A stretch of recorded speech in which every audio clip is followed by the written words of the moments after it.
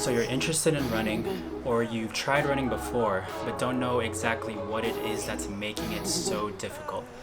Today I have 7 common running mistakes that you've probably gone through, and an 8th bonus tip at the end that can help you enjoy your run a lot more. So stay tuned to find that out.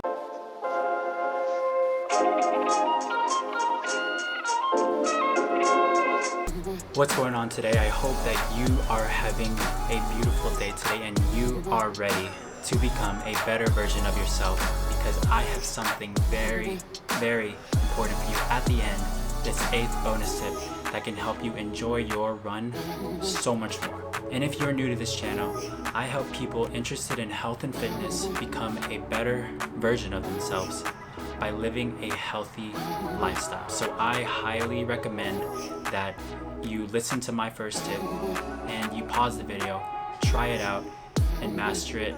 And when you feel comfortable, move on to the second tip. Remember to focus on one technique at a time. The first common running mistake is not breathing efficiently.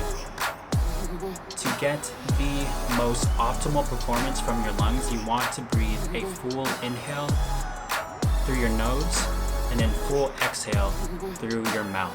Before you run, lie on the floor, practice a full inhale and a full exhale with your stomach rising and your stomach sinking as you do this process. It may help you to put your hand on your stomach and feel your stomach rising and feel your stomach sinking.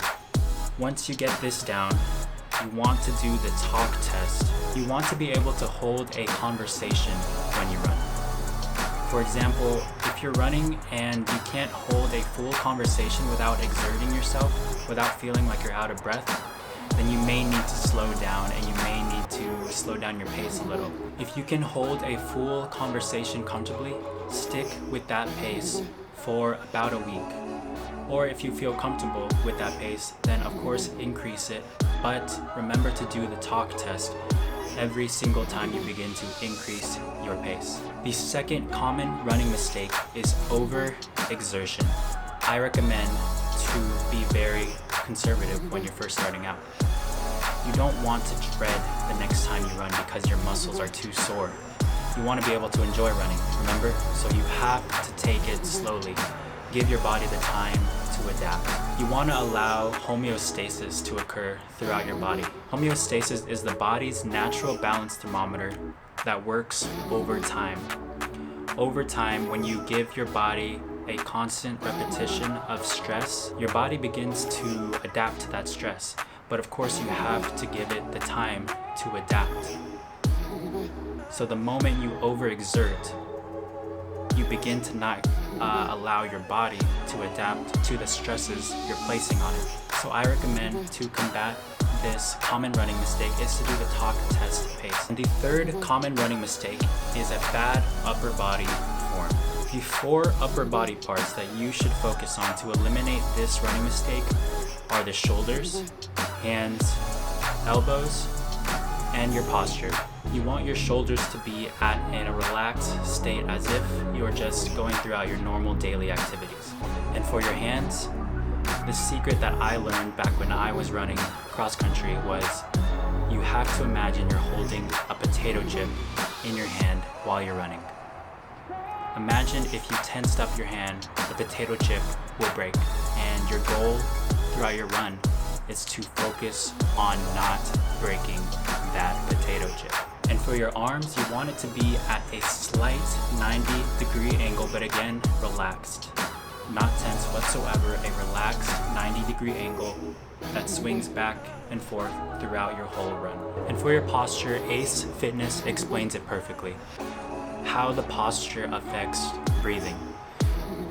They have an article that states individuals with an excessively curved upper back and internally rotated shoulders are prone to depression of the sternum.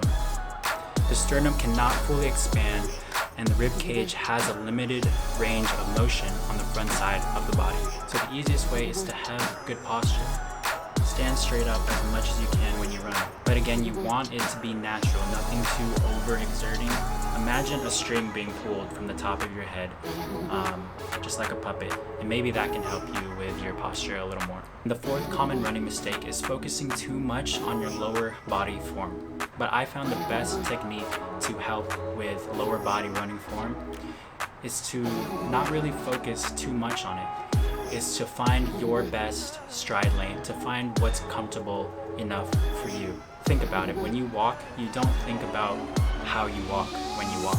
So I recommend doing the same thing when you run, is just allow your body to naturally stride forward and naturally take those steps.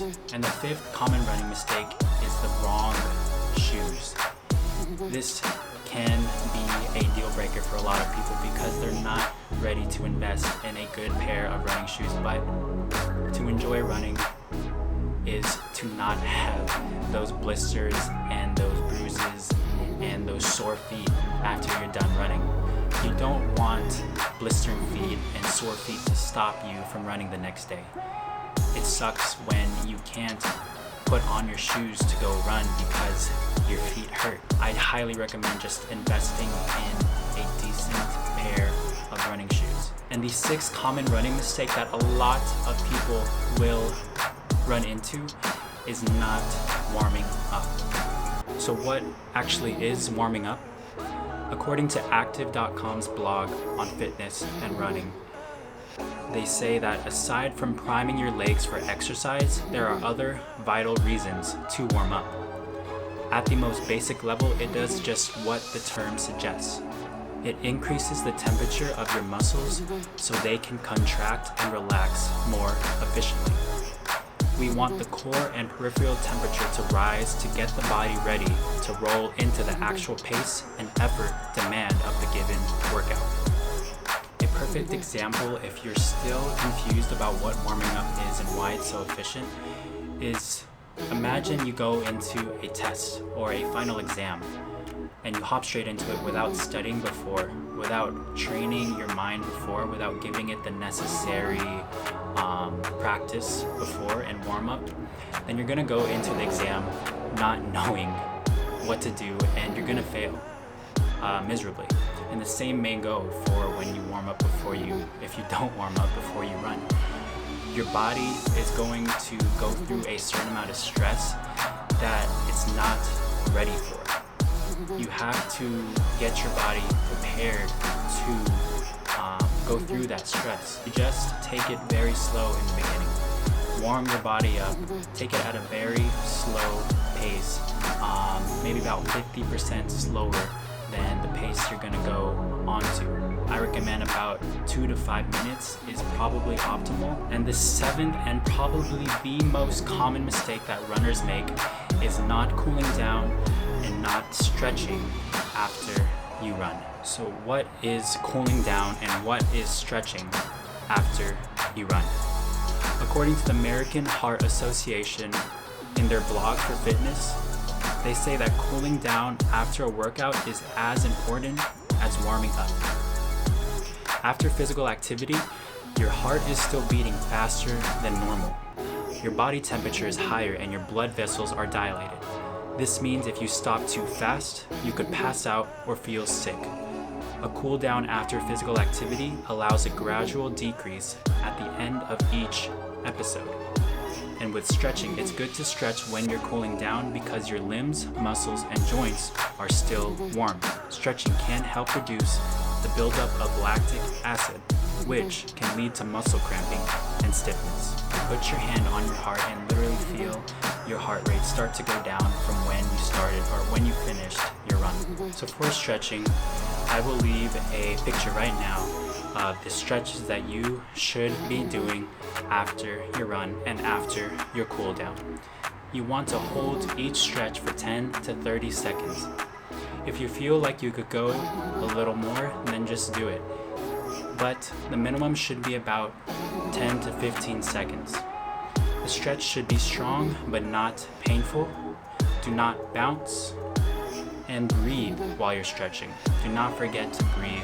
And the 8th bonus tip that I have for you for running is start with why you're running. Start with the purpose for your running.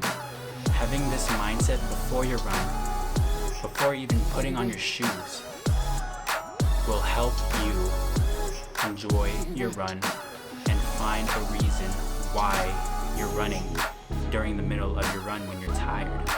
When you're tired is when you begin to start to focus on the pain going throughout your body, everything else, the heat that you're experiencing. But if you have that mindset of why you're doing it, if you have that purpose for why you're out there doing this exercise, then you can remember this during those harder times. So I highly recommend you develop this why for why you're running when you're first starting out. And I promise you that this tip will help you get through those harder times and will help you run the next day when you're feeling like you don't want to. I hope today that I helped you become a better version of yourself today, and I hope these techniques will help you enjoy running just a little more. And if you're interested to stay updated on new ways you can become a better version of yourself, don't forget to hit that subscribe button. I will put my social media links in the description below if you're interested in following along.